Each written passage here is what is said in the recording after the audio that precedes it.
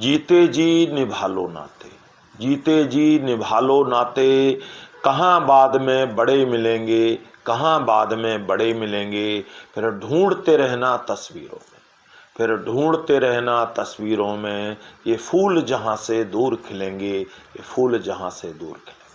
नमस्कार साथियों, स्वागत है आपका संप्रेषण विद एसएस में। मैं हूं आपका दोस्त डॉक्टर एसएस त्रिपाठी। मित्रों, आज बात सीनियर सिटीजन्स की और सीनियर सिटीजन पर मंडराते एक बड़े खतरे की, एक घातक शत्रु की, एक जानलेवा शत्रु की। उसे जानते सब हैं लेकिन मानते कुछ ही लोग हैं। मुझे एक किस्सा याद आ रहा है, बच्चन साहब की फिल्म पीकू का एक संवाद, जिसमें हीरोइन कहती है कि एक खास उम्र के बाद बड़े लोगों को ख्याल रखकर जिंदा रखना होता है। ये बात बिल्कुल सही बात है कि अगर हमें अपने बड़े बुजुर्गों को सुखी और स्वस्थ रखना है तो हमें उन्हें बाहरी खतरों से बचाना होगा, उनका ज़्यादा ख्याल रखना होगा ताकि उनका स्वास्थ्य अच्छा रहे और वो उनके लिए भी हितकर है और परिवार के लिए भी हितकर है। अब जानते हैं मित्रों, बढ़ती उम्र की परेशानियां क्या हैं। सबसे पहली बात तो है स्वास्थ्य का दिनों दिन खराब होते जाना, इम्यूनिटी कम होते जाना, दवाओं के साइड इफ़ेक्ट होते जाना, कम सक्रियता, सिमटता सामाजिक दायरा, खराब पाचन तंत्र, खराब उत्सर्जन तंत्र, नींद का माना, शारीरिक कमजोरी, स्वभाव बदलना, या तो खराब हो जाना या बिल्कुल चुपचाप रहते लगना, और कहीं कहीं आंशिक उपेक्षा की फिक्र होना। इतना सब होने के बावजूद मित्रों, अब आप सोच रहे होंगे कि ऐसा कौन सा खतरा रह गया है जो सीनियर सिटीजन्स के लिए इनसे अलग है। जी हाँ मित्रों, वो खतरा है सर्दी, कोल्ड, ठंड जिसे हम कहते हैं। और उसे घातक क्यों कहा जाता है? जनाब, उसे घातक मैं नहीं कह रहा, तमाम आंकड़े कह रहे हैं, पिछले दशकों के रिकॉर्ड कह रहे हैं कि पूरे साल भर के मुकाबले सर्दी में हमारे बुजुर्ग सबसे ज़्यादा जान गंवाते हैं। इसी वजह से सर्दी को बुजुर्गों का सबसे घातक शत्रु कहा गया है। ये बात बिल्कुल सही है। आप सब ने देखा भी होगा कि काफ़ी सारे बुजुर्ग ऐसे होते हैं हमारे जो सर्दियों के दिनों में ही हमें छोड़कर चले जाते हैं। सर्दी को घातक शत्रु कहने के पीछे मित्रों ठोस कारण है। उसका कारण है कि सीनियर सिटीजन का बॉडी का टेम्परेचर सर्दी के दिनों में सामान्यतया कम रहने लगता है, जिसे मेडिकल टर्म में हाइपोथर्मिया कहते हैं, जिसमें जो है ज़्यादा ठंड लगने जैसी स्थितियां पैदा हो जाती हैं। और यही भी देखा गया है कि सीनियर सिटीजन्स का, बुजुर्गों का सर्दी के दिनों में रक्त संचार धीमा हो जाता है या खून के थक्के जैसे बनने जैसी समस्याएं हो जाती हैं, जिसके कारण उनका कई बार हृदयाघात हो जाता है, पैरालिसिस हो सकता है, या कई बार वो गिर पड़ते हैं, या अन्य शरीर में जो रोग हैं वो भी इन दिनों उभर सकते हैं, ऐसा होता है। और तीसरी बात एक और है मित्रों, वो है कि इन दिनों एक सामान्य जन भी पानी कम पीता है और बुजुर्ग तो सामान्य जनों से भी कम पानी पीते हैं सर्दियों में। इस पानी की कमी की वजह से ही कई बीमारियां उभरती हैं।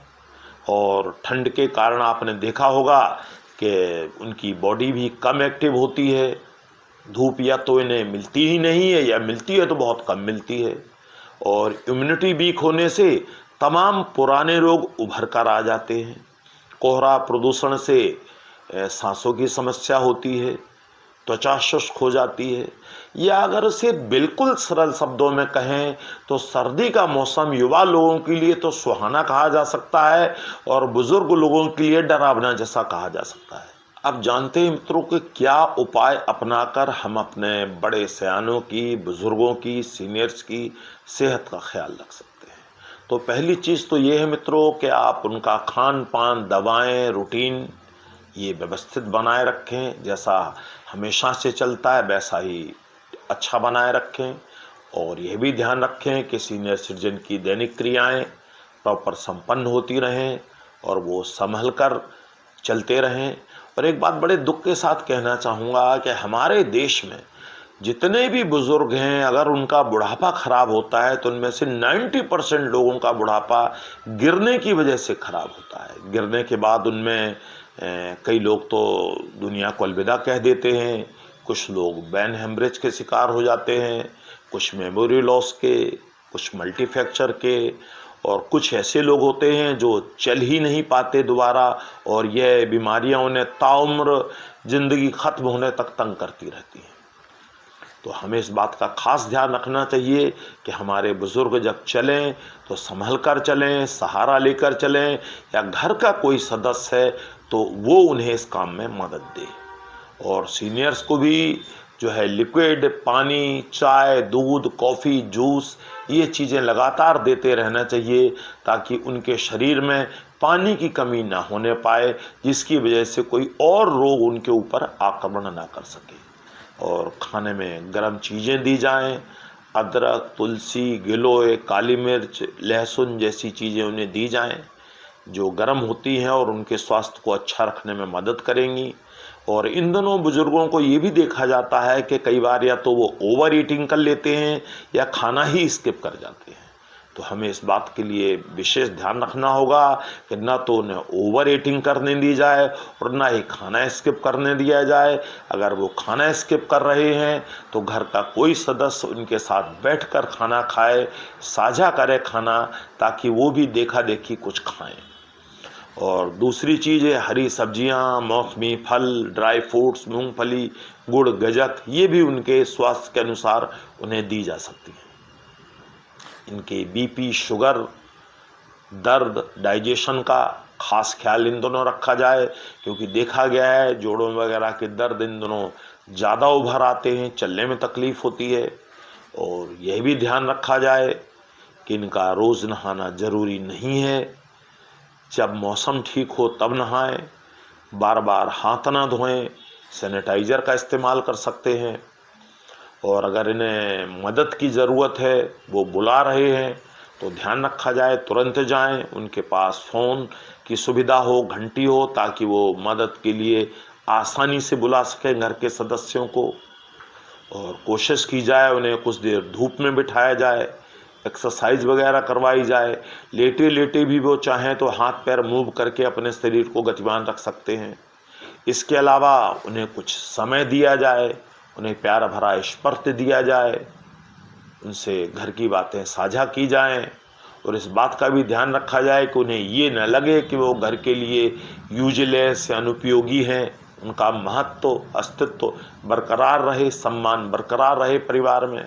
उन्हें उचित कपड़े पहनाए जाएं, चाहे वो मंकी कैप हो, चाहे स्वेटर हो, जुराबें हों, ग्लव्स हों, जो भी हों, उन्हें यथोचित पहनाए जाएं। एक और ख़ास बात आपसे कहना चाहूँगा कि आप अपने बुज़ुर्गों की हर जिद को ना मानें। कई बार बुज़ुर्ग जिद कर बैठते हैं कि वो उपवास करेंगे, जल्दी नहाएंगे, ठंडे पानी से नहाएंगे, कुछ भी खाएंगे जो उनका मन करेगा। तो बड़े प्यार और अपनेपन से और बड़े आदर से उन्हें इन चीज़ों के लिए मना लेना है कि ऐसा ना करें, क्योंकि अगर घर का कोई बुज़ुर्ग बड़ा बीमार होता है तो पूरा घर डिस्टर्ब हो जाता है और पूरे घर की जो है रूटीन, दिनचर्या अस्त व्यस्त हो जाती है। और दूसरी सबसे बड़ी चीज़ ये है कि जब वो बीमार होते हैं तो शारीरिक कष्ट तो उन बुज़ुर्ग को ही झेलना होता है, बाकी लोगों के लिए तो भागदौड़ ही होती है। और अगर उनके पास समय है तो बचे हुए समय में वो टीवी देखें, अखबार पढ़ें, मोबाइल देखें, और भजन कीर्तन जो भी उन्हें पसंद है वो पढ़ें, सुने, ये सब कर सकते हैं। तो कुछ और बातें करेंगे हम अपने सीनियर सिटीजन्स के बारे में एक छोटे से विराम के बाद। बने रहिएगा हमारे साथ। एक बार फिर से आपका स्वागत है संप्रेषण विद एसएस में। मैं अपने सभी माननीय दर्शकों से निवेदन करूंगा कि हमारे चैनल को लाइक, सब्सक्राइब, शेयर, कमेंट करें। और अगर आप ऐसे ही वीडियो के कदरदान हैं तो हमारे चैनल पर विजिट करें। हमारे चैनल पर 150 से भी अधिक ऐसे ही शानदार वीडियो उपलब्ध हैं, तो अपना स्नेह बनाए रखिएगा। मित्रों, हम बात कर रहे थे सीनियर सिटीजन्स के बारे में। अब घर के लोगों को क्या नहीं करना चाहिए उस पर भी ज़रा गौर कर लेते हैं, जो गलतियां सामान्यतया घर के लोग कर देते हैं। तो उनमें सबसे पहली चीज़ तो ये है मित्रों कि घर का कोई भी सदस्य इन सीनियर सिटीजन्स को, बुज़ुर्गों को बोझ ना समझे, बेकार ना समझे, उनका आदर सम्मान करे और इनकी बातों का बुरा नहीं मानना चाहिए। इनकी जिद, गुस्सा, झुंझलाहट पर ओवर रिएक्ट ना करें, शांत रहें, क्योंकि ये उम्र ही ऐसी होती है जिसमें इन चीज़ों का होना स्वाभाविक है। कोई भी इन्हें इग्नोर ना करे, बच्चे भी इनसे आदर से पेश आएँ और अगर तबीयत खराब नज़र आए तो तुरंत इनके इलाज के लिए जाएं, इग्नोर ना करें और बच्चों को ये दिखाएं कि ये घर के हेड हैं, बड़े हैं, इनकी वजह से ही आज परिवार सुखी और संपन्न है। क्योंकि मित्रों, संस्कार सिखाए नहीं जाते हैं, दिखाए जाते हैं, इस बात का ध्यान रखें। अब मैं दो बातें अपने समाज के, परिवार के बड़े बुजुर्गों से भी करना चाहूँगा, बड़े ही आदर और विनम्रता के साथ, कि वो भी थोड़ा सा सहयोग दें ताकि ये व्यवस्था अच्छी बनाई जा सके, उनके स्वास्थ्य के लिए और बेहतर कार्य किए जा सके। सबसे पहली चीज़ तो ये है मित्रों कि अगर हमारे किसी बड़े बुजुर्ग को लगे कि उनकी तबीयत बिगड़ रही है तो तत्काल बच्चों को बता देना चाहिए ताकि किसी आने वाली परेशानी से या नुकसान से बचा जा सके। कई बार ऐसा होता है कि बड़े बुजुर्गों की तबीयत बिगड़ रही होती है और वो संकोच बस या सोचते हैं कि अरे कोई बात नहीं, और नहीं बताते हैं। बाद में फिर वही बात किसी बड़ी परेशानी की वजह बनती है। और जो बड़े बुजुर्ग हैं वो वॉशरूम, टॉयलेट जाते हैं तो बड़े संभल कर जाएं। मैंने देखा है कई बड़े बुजुर्ग बड़ी तेज़ी से बाथरूम, टॉयलेट जाते हैं क्योंकि बड़ी बड़ी देर तक वो रुक के बैठे रहते हैं और फिर एकदम से दौड़ते हुए जाते हैं। तो ऐसा नहीं करना चाहिए क्योंकि ऐसे में गिरने का भय होता है, स्लिप होने का डर रहता है। और वैसे भी डॉक्टर कहते हैं कि जब आप लेटे हुए हों तो आपको 2-4 मिनट बेड पर पहले बैठना चाहिए, इसके बाद उठकर आराम से संभल कर जाना चाहिए।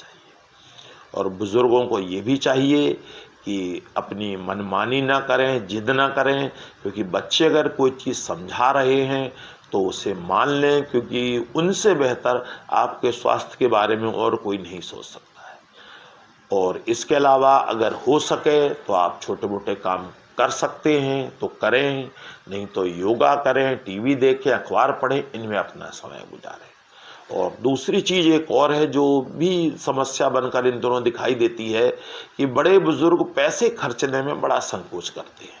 तो मुझे लगता है पैसे के लिए ज़्यादा लोभ वगैरह वो ना करें, लोभ संभरण ना करें, क्योंकि अल्टीमेटली ये पैसे बाद में तो बच्चों पर ही खर्च होने हैं। उन्हें खुद नहीं पता कि कहाँ कहाँ खर्च होंगे, तो बेहतर है जीते जी ही इन्हें खुशी खुशी खर्च कर दें बच्चों पर, ताकि किसी बात के लिए कोई गलतफहमी पैदा ना हो बच्चों में। अब अगर निष्कर्ष रूप में मैं कहूँ तो मैं ये कहना चाहूँगा कि जीना मरना तो ऊपर वाले के हाथ में है, लेकिन हमारा फर्ज है कि हम अपने बुज़ुर्गों का खास ख्याल रखें ताकि उन्हें ज़्यादा से ज़्यादा दिन अच्छा जीवन व्यतीत करने का मौका मिले, स्वस्थ रहें और उनका वरदस्त हमारे ऊपर बना रहे। और बच्चों को भी चाहिए कि ये हमारे जो सीनियर्स हैं, सुपर सीनियर्स हैं, उनके लिए जो घातक 3-4 महीने सर्दी के होते हैं उन्हें आराम से निकाल दें, उनकी खास देखभाल करके। अब एक खास बात अपने सभी माननीय दर्शकों से करना चाहूँगा। मित्रों, जो सारी चीज़ें मैंने बताई हैं वीडियो में वो एक सामान्य जानकारी है। अब आप किसी खास चीज़ को ट्राई करना चाहते हैं या खान पान में कोई बदलाव करना चाहते हैं तो निश्चित तौर पर मेरी सलाह है कि अपने डॉक्टर से परामर्श लें, उसके बाद ही उसको इस्तेमाल करें, ट्राई करें। तो अपना और अपनों का ख्याल रखिएगा। Take care, stay healthy, fit and fine. नमस्कार।